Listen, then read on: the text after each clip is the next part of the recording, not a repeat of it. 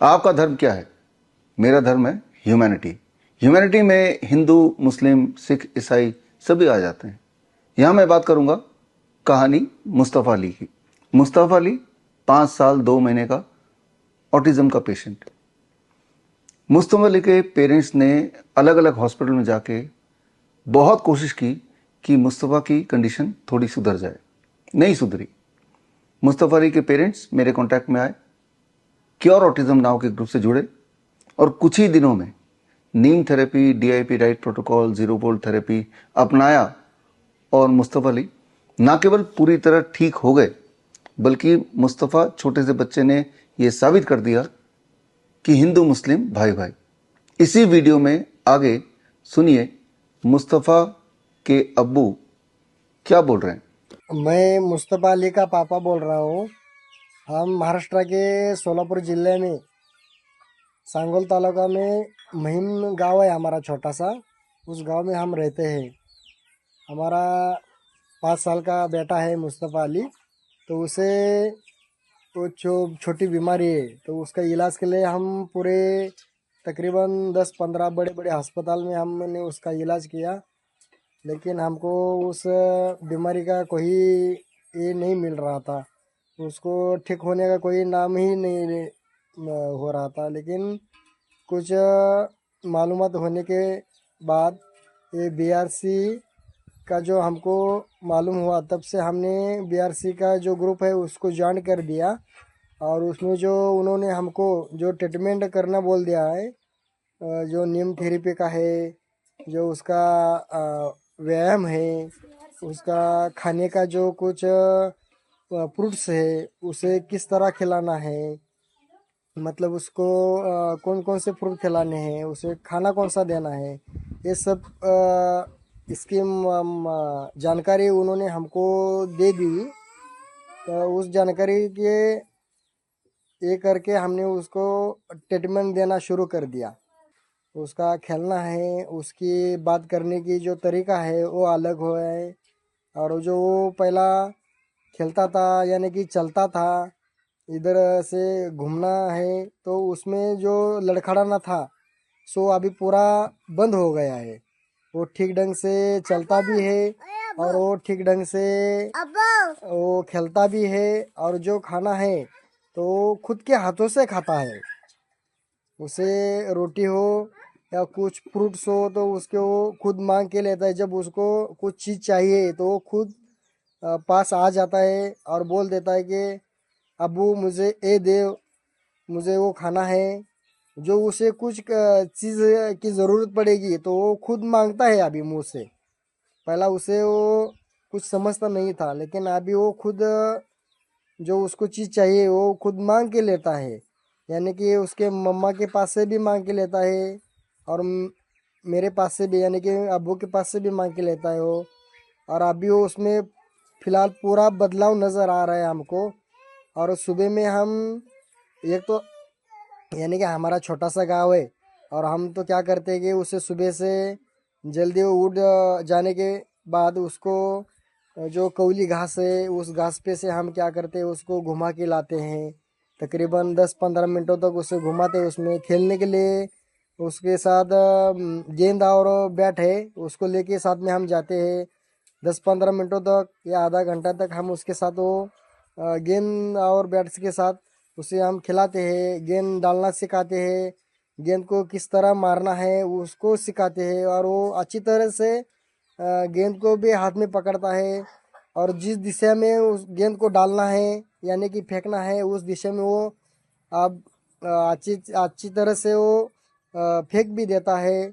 और जिस दिशा में गेंद को मारना है उस दिशा में वो बैट से गेंद को पुश भी करता है, मार सकता है अभी वो ठीक ढंग से।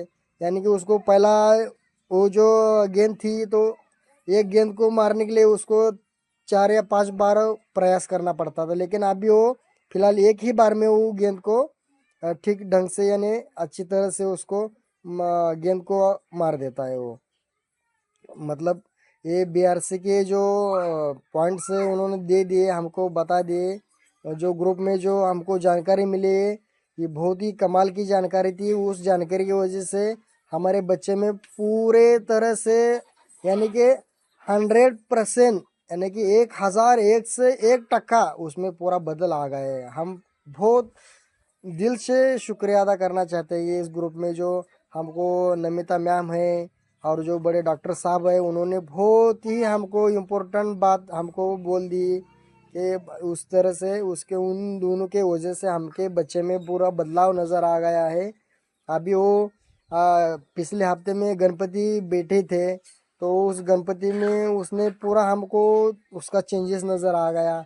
यानी कि उसने क्या किया कि वो जो आरती का थाला था हाथ में लेके उसने क्या किया, गणपति की तकरीबन पूरी आरती खत्म होने तक उसने हाथ में एक आरती लेकर वो गणपति की आरती की है।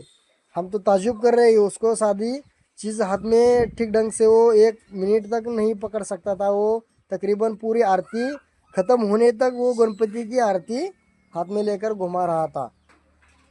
और वो जो उसके मूवमेंट्स है, जो उसे रोना कब है, कब हंसना है, इमोशनल कब होना है, ये जो पूरी मतलब वो इमोशनल्स रहते हैं बच्चों के अंदर, तो उसके इमोशनल हमको उसमें से दिखाई न दे रहे, नज़र आ रहे हैं। पहला उसमें वो ऐसे इमोशनल्स जो कुछ बातें थे उसमें से नज़र ही नहीं आते थे हमको। हम बोलते थे कि इसका कैसा होगा, ये आगे चल के क्या करेगा। हम तो बहुत बहुत परेशान होते थे, टेंशन आ रहा था हमको। अब ये कैसा होगा, इसका आगे चल के कैसा होगा, अभी तो ये ऐसा है, बड़ा होगा तो इसे कैसा होगा, इसके साथ कैसे बर्ताव होगा, ये पूरा सोच के हमारा पूरा दिमाग फटने के जैसा हो रहा था। लेकिन अभी तो ये ग्रुप ज्वाइन करने की वजह से हमको पूरा पूरा यकीन है कि 1101 टका इसमें से ये पूरा क्लियर हो जाएगा। अभी तो उसने इतना कमाल करके देखा था कि हमको अभी पूरा भरोसा बैठ गया है। मुझको तो पहला भरोसा ही नहीं था। हमारी घरवाली थी यानी कि हमारी वाइफ ने तो पहला शुरू तो हमारी वाइफ ने ही किया है इस ग्रुप से ज्वाइन होके। उसने समझाया मुझे कि बाबा इसमें ऐसा करेंगे तो हमारे बच्चे के लिए ये अच्छा है। तो मैं उस पर ध्यान नहीं देता था, उससे बोलता था तुझको जो करना है सो कर ले, मुझको कुछ मत बता, मुझको टेंशन आने का। क्योंकि वैसी कंडीशन ही थी, ताकि हम 15 या 20 अस्पताल हो गए, बड़े बड़े अस्पताल में जाके हमने उसका इलाज किया, लेकिन एक ही डॉक्टर ने हमको नहीं बोला कि बाबा इस बच्चों को ये बीमारी की किस वजह से होती है, किस कारण इसको ये बीमारी का मतलब वो स्ट्रोक बैठता है, उसको झटका आता है। लेकिन हमने खुद ही उसको बच्चों को उसमें थोड़ा सा ये करके देखा तो कि उसे कौन सी चीज़ से एलर्जी हुए, मतलब उस कौन सी चीज़ से उसे बीमारी का झटका आता है। हमने उस पर ऑब्जर्वेशन करना शुरू कर दिया और धीरे धीरे से हमको पता चल गया है कि उसे सर्दी है। ज़्यादा सर्दी होने के वजह से उसके सीने में कफ होता है, यानी कि सर्दी सर्दी से उसमें छाती यानी कि सीना जाम हो जाता है उसका, उसमें उसे सांस लेना दिक्कत आती है, सांस नहीं ले सकता वो ठीक ढंग से। तो वो अच्छी तरह से सांस नहीं लेने के वजह से उसे वो फिट्स आ जाती है, यानी कि झटका आता है उसको, और वो बुरी तरह से उसे बहुत बुरी हालत होती है उसमें। और उसका जो मुंह है, मुंह के तरफ से उसे जो सर्दी है उसके सीने में दबी हुई है वो पूरा बाहर निकल आता है।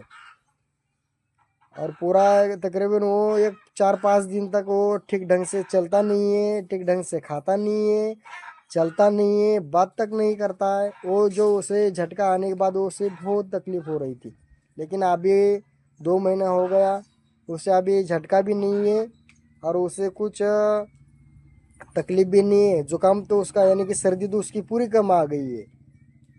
तो ये सब ये BRC के जो ग्रुप है, तो उस कॉल्स की वजह से हम के बच्चे में बहुत प्रोटोकॉल्स के जो वीडियोस है वो देख के उसमें से हमने उसका सही तरीका अपना कर उसका प्रयत्न किया, और उसमें से हम अच्छी तरह से ठीक ढंग से सफ़र कर रहे हैं। बच्चे में अच्छी बदलाव है। और सबसे पहले तो ये नमिता मैम और बड़े डॉक्टर साहब का हम धन्यवाद करेंगे, खुद से शुक्रिया अदा करना चाहते हैं। और गणपति तो हमारे लिए बहुत ही बड़े विघ्न हर्ता बन के आए हैं इस साल। हमारे बच्चे का पूरा उसका बीमारी ठीक करने के लिए ही हमारे यहाँ पे आए थे। हम 9 साल से हम मुस्लिम हैं, लेकिन हमारे समाज के लोग नहीं हिंदू के देवताओं को मानते नहीं, लेकिन तब हम भी उसको मानते हैं। हम उसको कभी एक नहीं करते कि हम गणपति को नहीं बैठाएंगे, ये करेंगे, लेकिन हम वैसा नहीं करते। तो खुद हमको गणपति का प्यार है, हम गणपति को बहुत प्यार करते हैं। तो हम बड़े प्यार से बड़े उत्साह से हम गणपति को 10 दिनों तक गणपति की सेवा करते हैं। गणपति को लाके बिठाते हैं, अच्छी तरह से सजाते हैं, उसकी पूजा करते हैं। और वो गणपति हमको बहुत प्रसन्न है और हमें अच्छी तरह से गणपति प्रसन्न है। हमारा पूरा दुख गणपति अच्छी तरह से ठीक करेंगे। और नमित मैम और डॉक्टर साहब का हम दिल से शुक्रिया अदा करेंगे या इसी तरह हमारे बच्चों को सफ़र अच्छी तरह से उसे ठीक करो। हम आपके ज़िंदगी भर शुक्रगुजार रहेंगे। धन्यवाद। बड़ी से बड़ी बीमारी का आसान से आसान इलाज घर बैठे ही हो सकता है। अधिक जानकारी के लिए कांटेक्ट करें नियरेस्ट डॉक्टर BRC clinic@home।